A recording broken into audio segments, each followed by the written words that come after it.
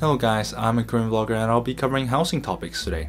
So some of the most frequent questions that I've seen pop up on online forums, especially around certain times of the year, is where will I stay? So there are a variety of housing options and I'll try to list some of them. Now realize that this is not an all-inclusive list and I'll probably miss out on a few.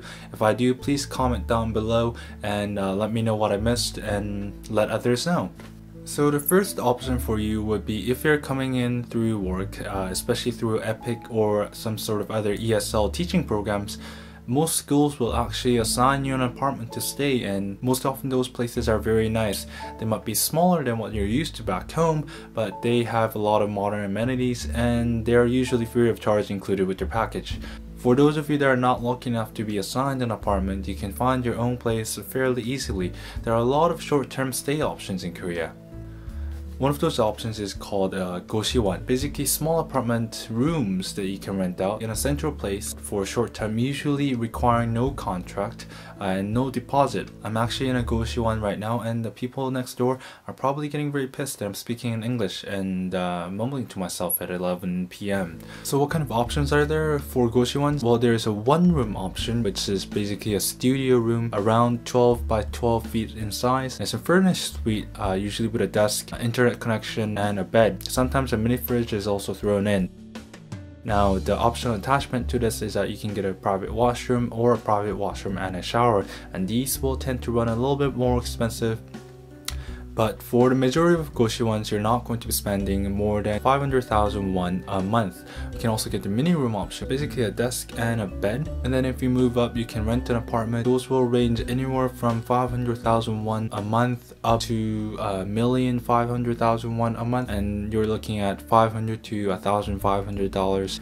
That's a tad expensive for a lot of people, but you're going to get privacy and a lot of freedom that you're simply not going to have in a go시원. What's unique about Korean housing situation is that a lot of them require key money or deposit, and it's a security deposit, and it's usually a very large sum of money that you have to put forward in order to rent a place. Now this is to cover any damages that might be caused to the place while you're staying there, but if you do everything right, you'll get the money back. The housing option available if you're in between places is 찜질방. It's actually not a housing option. It's a bathhouse that you can go to if you're in between places and just looking for maybe looking for a few days away from home, and if you're visiting friends in another city. Basically you pay around 10,000 won up front to get full access to the sauna facilities, to the bath facilities, and to the sleeping rooms.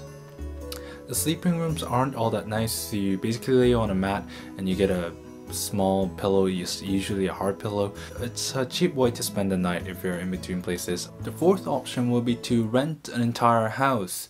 This will be the most amazingly expensive option, but a lot of you are not going to want that, so let's scratch that and move on to the next one. Now the final option is to, of course, get a roommate.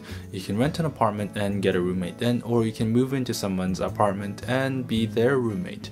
Usually the roommate pays less because they share amenities and they get a separate room or actually whatever conditions you set down. Another option is to look at hostels and youth houses if you're young especially, or a university student.